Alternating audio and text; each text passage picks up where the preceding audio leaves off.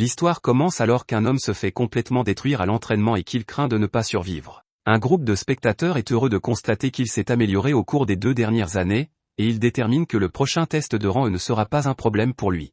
Un peu plus tard, les participants au test de promotion au rang E sont enregistrés. Notre protagoniste, Rick, est l'un d'entre eux, et la réceptionniste, Alyssa, est heureuse de le revoir. Cela fait 2 ans qu'ils ne se sont pas vus, et c'était à l'époque où Rick était employé de la guilde.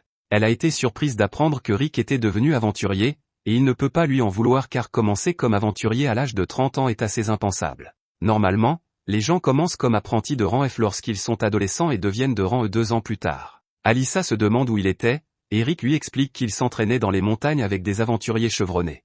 Un ivrogne indiscipliné tente de faire des avances à Alyssa, mais Rick le calme. L'attention de tous se porte sur eux lorsque le type s'évanouit, et Rick rappelle à tout le monde qu'il faut boire de façon responsable. Alyssa lui remet son ticket d'examen et souhaite bonne chance à Rick pour l'épreuve de rang E. Rick est horrifié de voir que son ticket porte le numéro 4242, qui ne porte vraiment pas chance.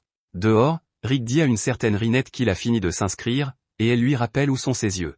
De retour à l'intérieur, tout le monde est choqué de voir l'empreinte de la main de Rick sur l'armure de l'homme ivre, car elle est en acier. Ce qui est encore plus choquant, c'est que l'ivrogne est un ancien aventurier de rang A. Son nom est Domuld le Chevalier. Il s'appelle Domuld, le Chevalier de la Tyrannie, et est un criminel recherché.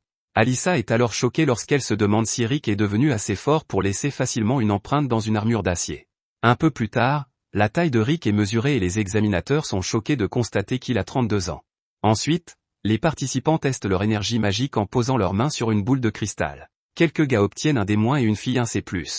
C'est ensuite au tour de Rick, mais la lumière qu'il génère à partir du cristal est pathétique et il obtient un F. Les autres n'ont jamais vu une note aussi basse et espèrent ne jamais finir comme Rick. Rick s'en va, mais l'examinateur est choqué lorsque la boule de cristal se brise. Lors de l'examen suivant, les participants doivent attaquer un objet pour mesurer la force qu'ils peuvent générer. L'appareil peut absorber des attaques d'une puissance phénoménale, et les participants sont donc invités à ne pas se retenir. Ce dispositif est un sac à bave, et un regard dans le passé montre que quelqu'un a enseigné à Rick à ce sujet. On lui a dit que le corps humain est la base d'un bon combattant, quelles que soient les armes ou la magie dont il dispose. Rick a reçu l'ordre de détruire le sac de bave doré à main nue, car une fois qu'il y parviendrait, il aurait construit un corps en lequel il pourrait avoir confiance. Cependant, ce sac de bave doré est connu pour être aussi solide que les dents d'un dragon. Rick était persuadé qu'il ne pourrait pas le détruire à main nue, mais on lui a dit que c'était facile pour un aventurier.